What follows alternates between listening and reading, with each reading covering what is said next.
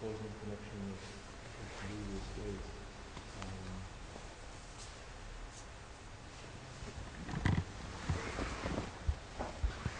Yesterday we were talking about quality a bit, or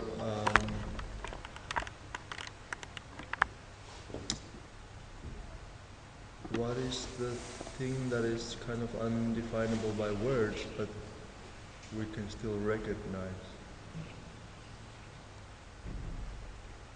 And is it so? Because at the same time there's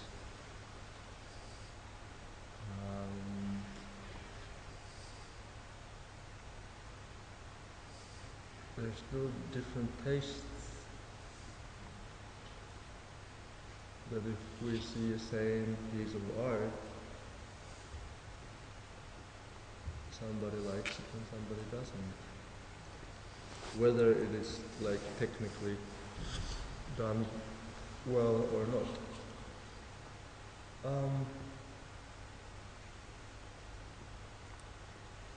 So somehow it is connected to good and bad. What is good and what is bad?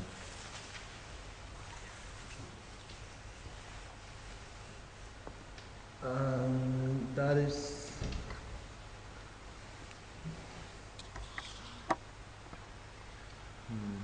like I think throughout the ages we have had some kind of reasoning of what is good and what is bad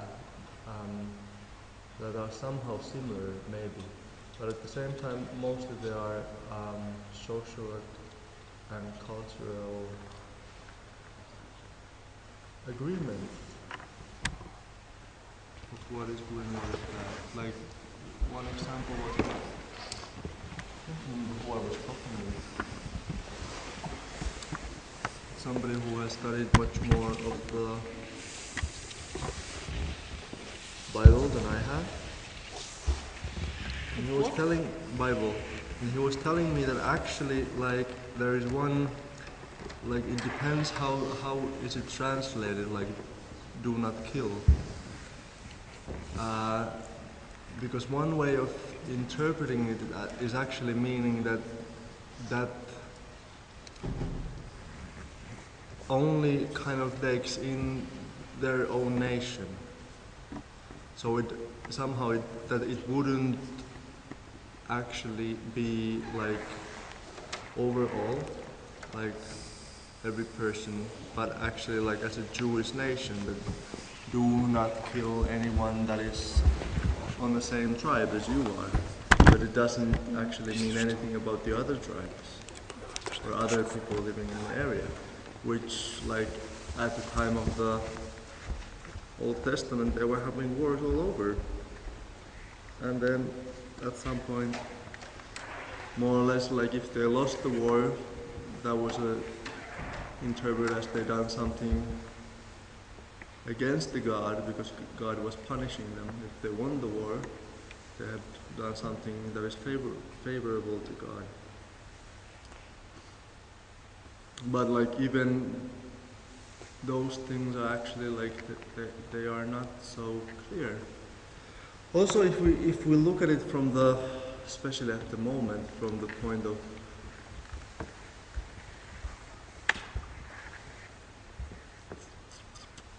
like the point of view of the whole world, like we're talking a lot, or there's a lot of talk about environment and greenhouse effect and like economics and whatnot. But one of the things that most of the people who are talking about them want to discard or don't want to talk about is actually that there's too many of us. That even if we radically change our way of living, if the population of the earth keeps on adding like it's adding now, it won't be enough. Like even if we all go to vegetarian, give up the cars, give up heated house, whatever, it's still like if the population keeps growing like this, there is a certain limit that it just can't go on like that. So much more, like one clear way of preventing all of this, and of course being Western, like it's also a nice way so that I can keep my car and my like imported food and my warm houses, is to think that how can we decrease the human population on the earth. But just again like good bad, so you can think that in those bad things, because we always think that somebody dying is a bad thing, there is actually something good about it.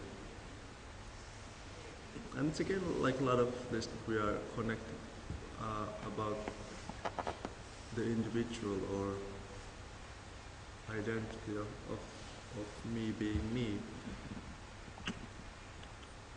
And that is a whole picture. But anyway, then if we come again to the dance or dancing contact improvisation, often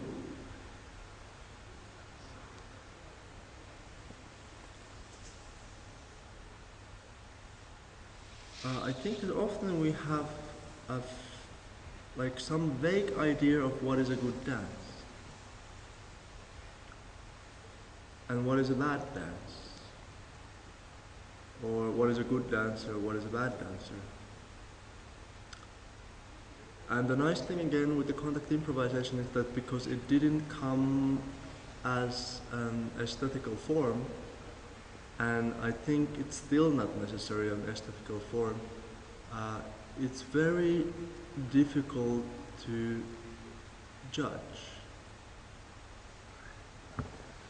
Like, I don't know, I think within a ballet there's a bit more options, like to judge that somebody is doing something technically well and somebody doesn't. And yet still there is that even if somebody is doing something technically well, it might miss something that is making it the actual dance, which is interesting. Where did the idea of judging come from? I don't know. Why do you mention it? Because a lot of the time when we dance, or like, for example,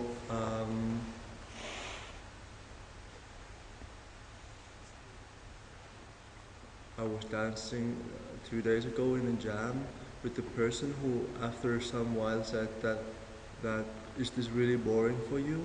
And I was asking why it would be boring for me, because I'm not such a good dancer, because she hasn't danced for that long. So there is a judgment toward, like, I don't mean judgment towards other people within a contact improvisation. It's more often the judgment towards ourselves, that, or the judgment towards the dance that is happening, that like it's not working, or it should be something else, or it, like that there's all of these ideas of what somehow what is good, but at the same time if you really ask, so what do you mean with that good? Like the same thing, why do you think that I will be bored? But I think it's a very clear form of expressing that the people are unsure about what they're doing. Yeah, it is. That's true, and this is the tricky thing with the whole form, because there is not so clear right and wrong, and we often want to know what is right and wrong so that we would know that I'm doing it right. But I think, especially when people are technically very, or have a good technique, especially in contact improvisation, that they are always in the routine. They're doing these technical things, but it's a routine. It's a routine. So when people are not in this routine, they might think that they are not good or they're boring. But routine is often something that is boring, isn't it?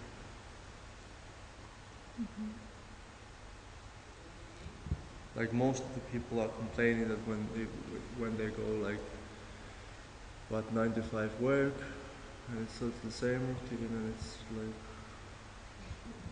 unless they have really nice job, which would be nice. So routine is usually that is boring. Yeah, you can say it in this way, of course, but I mean that you use the technique, but it's not improvisation because it's okay.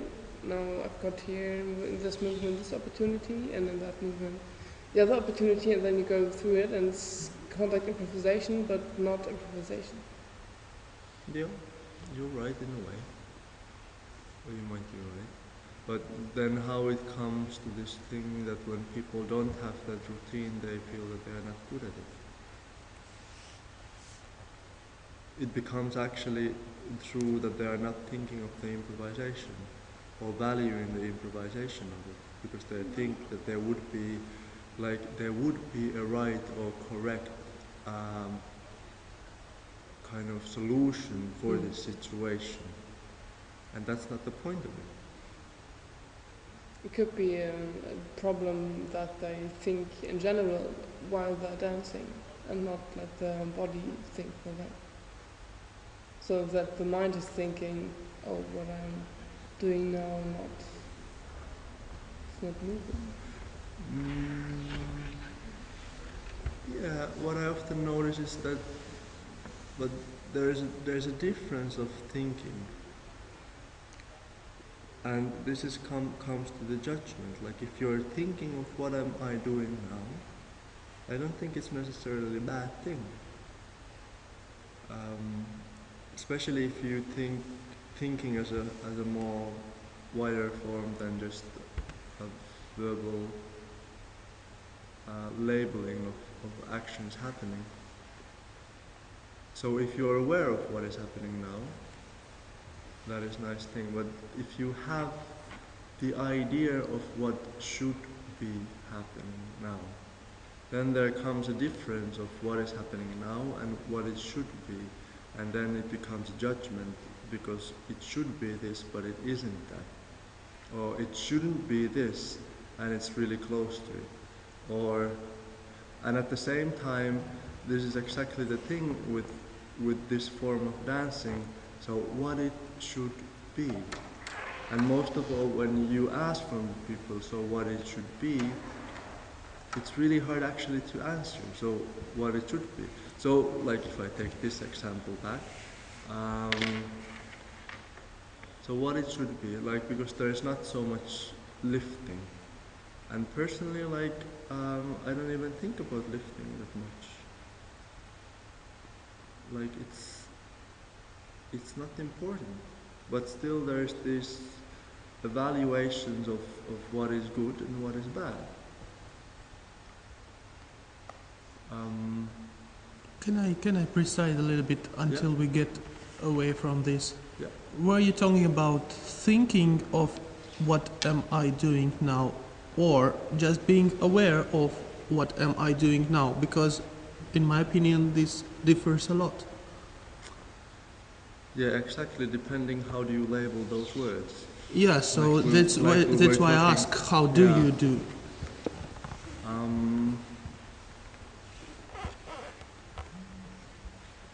Like I think I said about yesterday, like verbalizing things can be really, really good sometimes, because it actually gives you options. The problem is that then because the verbalization doesn't work as fast as the movement often does, is that you need time afterwards to verbalize it. But it also sometimes makes you really realize, like, that if I do something different, what would happen. So that's why in a dance it's easily breaking. But if you are doing it depends. If you are doing an exercises, then sometimes that you do the thing, and then you actually, like, you sense what you're doing, and then you verbalize, so what did happen, might help you to understand that, okay, actually if I would shift this a bit more, I would get on the top of the support or whatever. And that might help. So then next time when you do it, you are concentrating a bit more of that area of your body, and maybe trying to do something because it's an exercise that you are trying to do. But it's at the same time it comes to this talk or a question of routine, because it's true that we have habitual patterns that we follow because they are safe, because they are sometimes easy, because we don't know other patterns, because they are enjoyable. But then when you have gone through the patterns like long enough, there again probably comes a judgment of good and bad, which means, oh, I'm always doing the same.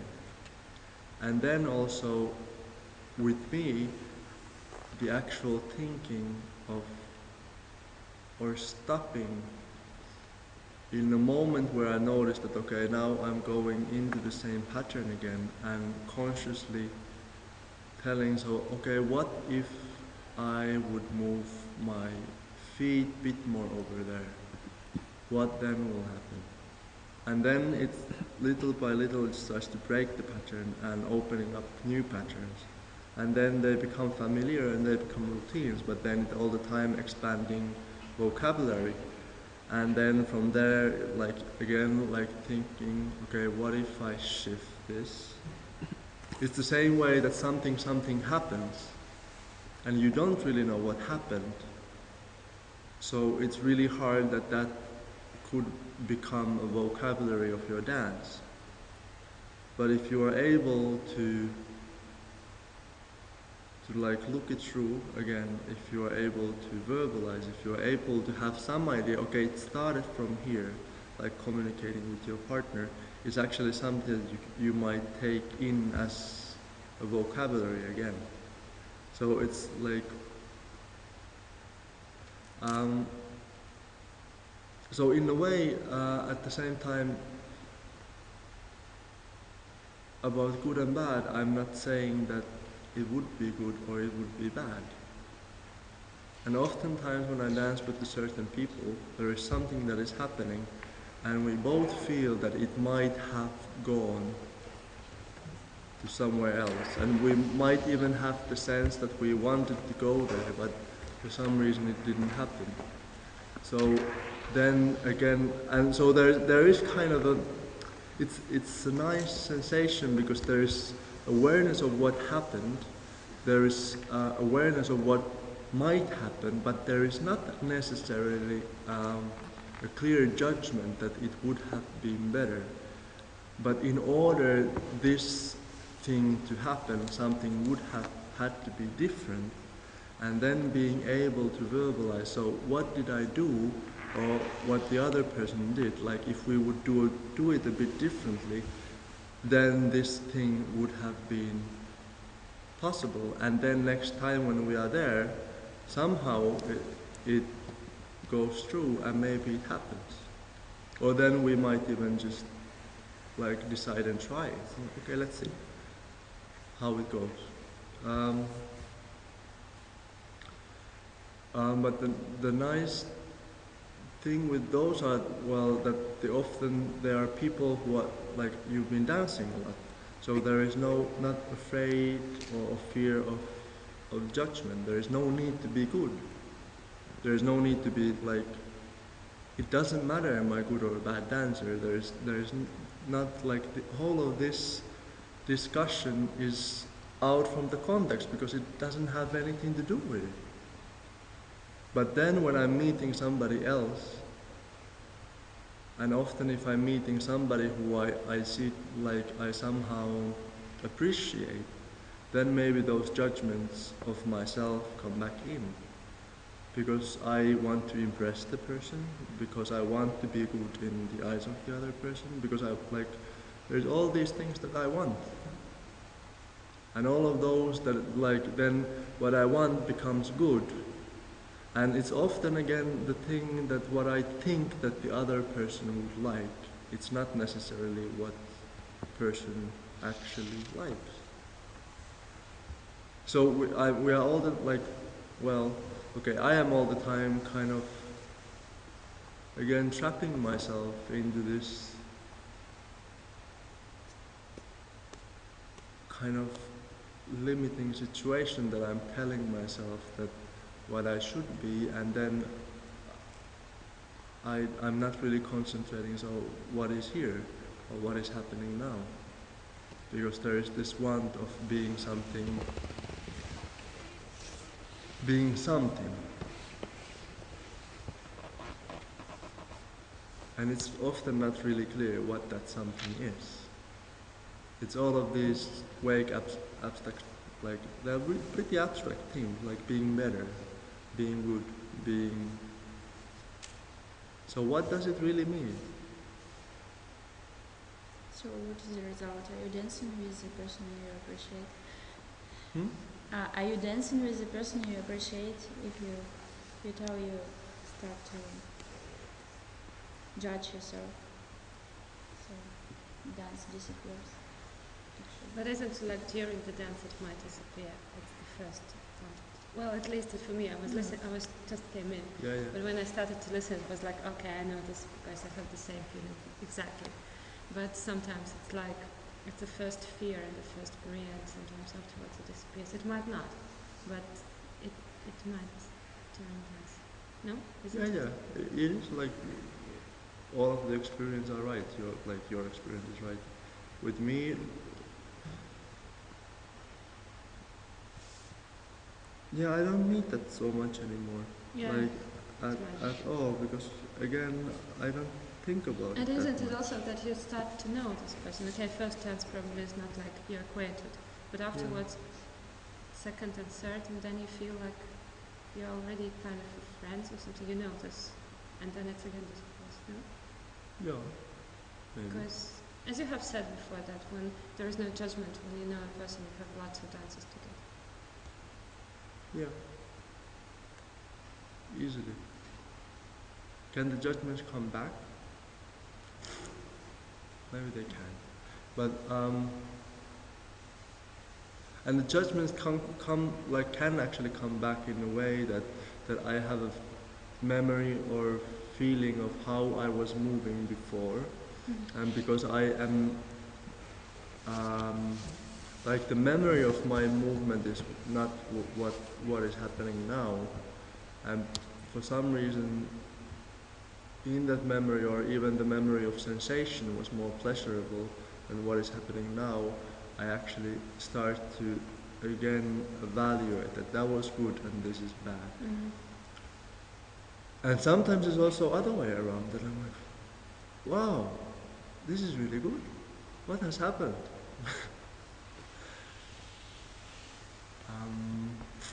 But I think like mostly we have, when we're dancing, mostly it's the other way around, that we're judging ourselves a bit too much.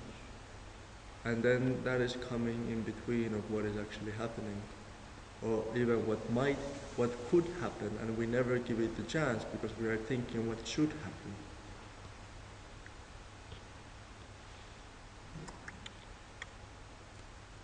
So how to get rid of that? I think it's possible that this is exactly about this being,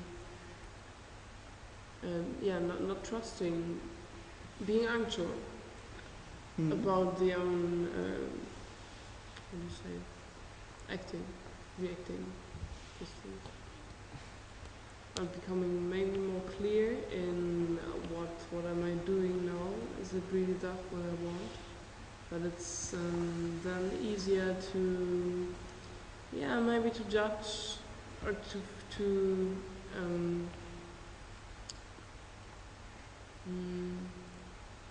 react in the situation and also in the dance. Yeah, it's true, like sureness? What was the word? Like, Trusting. yeah, when you're self-assured or trust yourself, it's of course much more easier. But like for the beginners, how can you trust yourself if you haven't danced and you don't have experience and you don't know how? Like one thing is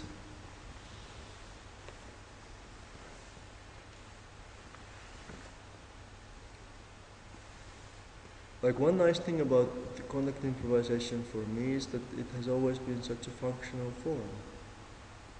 Like you do things because you have to or they function. Like if I want to be easily on here, I will keep my bones aligned. If I do this, I need to use so much more power. So this is much more functional than this. So why wouldn't I be like this? But what is the improvisation part in it? The improvisation, so okay, then we would go into a big question of what is improvisation, actually, which we were actually talking on the first day, I think, a bit. So where the improvisation happens and what is it? So all of this talking, is it improvisation? Because I've been thinking of these things before, but I'm not reading it out from the paper. Or is it not? Again, I have a certain kind of vocabulary and possibilities where I can go. Chances that I know and chances that I don't know much. So what is the improvisation? Or is there an improvisation? Is our normal dialogue when we meet in the table, on the lunch or in the dinner, is it an improvisation? In a way it is, but at the same time it's improvisation within a rather clear rules of social conduct. Like how do we behave? And when somebody is starting to break those rules of social behavior, it becomes interesting but also scary, because we don't know what the person might do next. Within contact improvisation, the rules are different, but yet there is still rules in some way. And there's always people who break them, which is also like, it can become interesting and it also can become dangerous and scary. Like on many levels, physical, emotional, whatever, you name it. But is it an improvisation? Like where's the improvisation? So when I'm saying that something is functioning, I still think that there is an improvisation. So like I can improvise with this. But still it's kind of functional. So going back, what if you're a beginner and you don't have the self-trust? True, especially because it's also at the moment a lot of social form, and that's why it's also a weird situation, because the normal social behavior is actually broken. Nobody in, like, especially in Finland, like if you have a bus, people are filling up the bus so that everybody has their next seat free unless you're going there with a friend. Only when the bus is starting to fill so much that you need to sit next to somebody who you don't know, you do that. But it would feel so weird if I would be in the bus, I know that there is like empty seats, I'm alone there and somebody would come sit next to me. That would be strange. That would be breaking a social pattern. But that depends also of different societies. So then I come to the jam, and okay, so what are the rules here? Because people are moving, but if I go to contemporary dance class, they are moving quite differently, and especially the closeness is totally on a different level. And at the same time, like in all social constructions or like societies, the rules are there, but they are not really talking, because most of the people don't really, like, it's not that somebody made up rules for this society, it's just somehow how things are, and then you grow into it, because you grow into it. And when you come from the outside, it takes a time to grow into it, but you do if you want to belong there. Okay, where did I start? From the like, what if you're, yeah, if you're a beginner, what do you do? So it's a lot about, do you trust your own movement and your own body? Actually, so what is the difference between body and myself? There is no difference, but we think that there is a difference. And there is a different way of sensing of how, like some people sense really well how they are moving, and they have a really good coordination, and some people don't.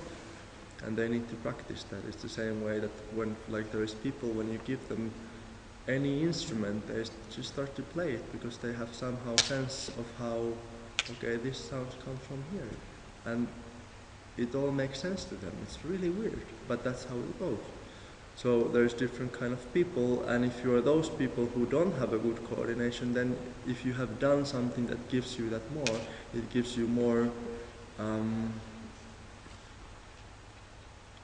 trust in yourself, which helps you even in a situation where you don't know, but it's still the physical movement. But then of thinking, and one of the things that, like, with the beginners is the difficult thing to trust yourself is that because nobody is telling the rules, nobody is telling that this is right or this is wrong, or you should do this after this, because there should be the improvisation. So me telling that you should do this after this breaks the improvisation. You shouldn't. The only thing that you should do is take care of yourself and try not to hurt other ones. But it still makes, it's a perfect moment to be unsure of yourself because you don't really know. But if you try to let go of that, it's a bit same as like like some techniques of meditation. I think that you concentrate on your own sensation, because our mind keeps telling us all that, like, there's constant thing going on. But if you really concentrate into sensations, it kind of stops. It doesn't really stop, but it goes on the background. So as a beginner, I would give a suggestion to see, like, what am I sensing now? And for me, the dance has always been really, really physical. So, like, there is different kind of powers, physical forces going, and how do I sense them? Then there's a whole different layer of emotions, and there's a layer of, like, what does it mean socially, or like whatever that you can put there as well.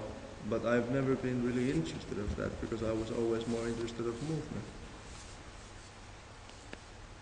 And it brings me more joy.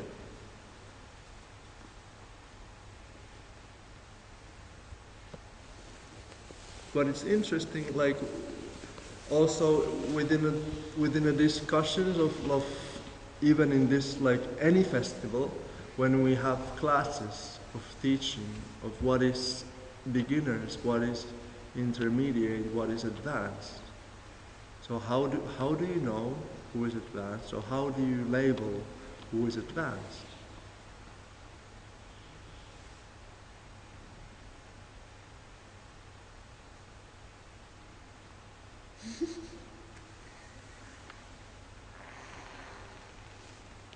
Because people think they are.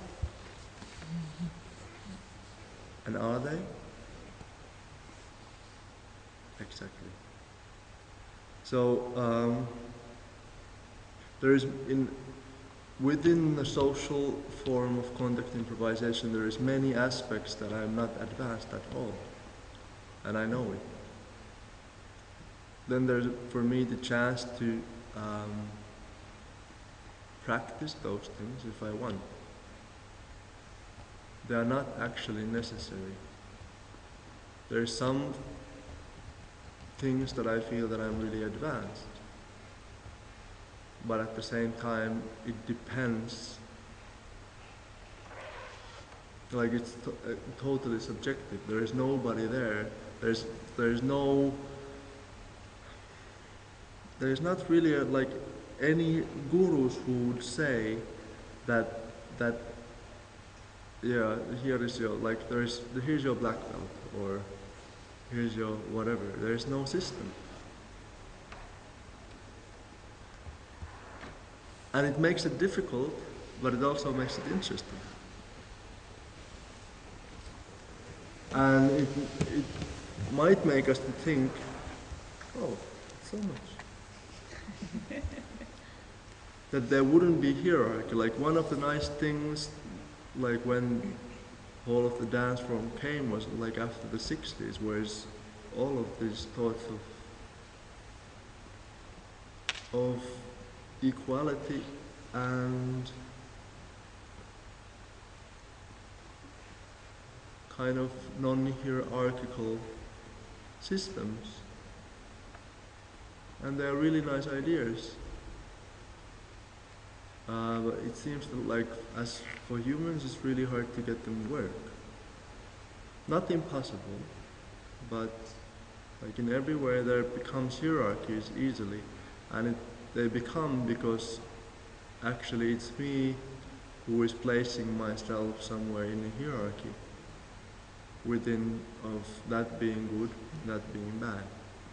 But the nice thing about this form, I think, that there is not one, like if we would think like as a play, that we would draw a map of some kind of hierarchy of good dancers and bad dancers, like all of those maps that people would draw, they would be different. Like I'm sure that there wouldn't be one that is the same, but there would be, so there's as many hierarchies as there is people, because we are all building them up ourselves. And then it's for us to, or I don't know, is everybody like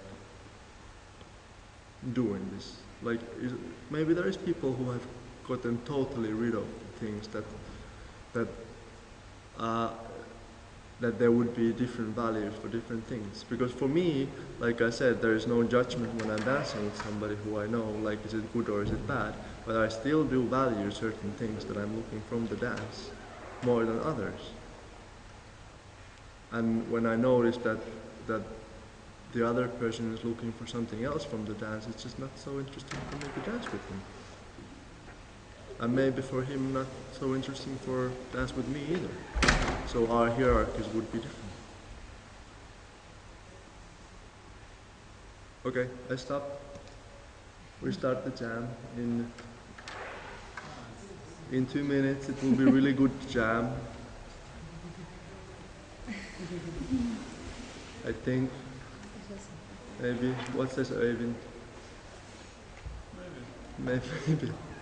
Exactly. Okay. So tomorrow I will fix something similar.